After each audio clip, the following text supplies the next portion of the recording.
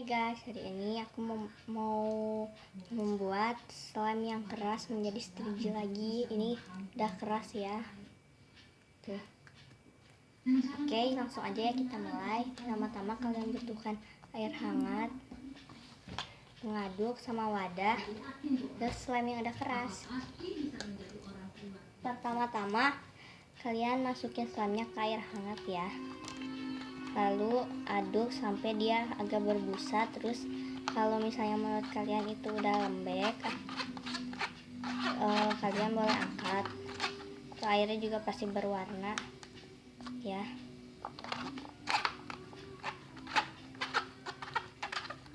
Terus aja diaduk, aku mau cek.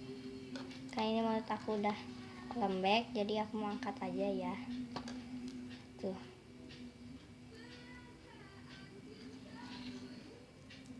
Terus mainin dulu sampai dia nggak berbusa ya, sama nggak kayak gini lagi tuh ya. Nah guys, ini kan aku tadi udah mainin, ini masih kayak agak lengket-lengket gitu, tapi ini udah lumayan steriji, lembek tuh ya. Ups, ini ya harus pelan-pelan.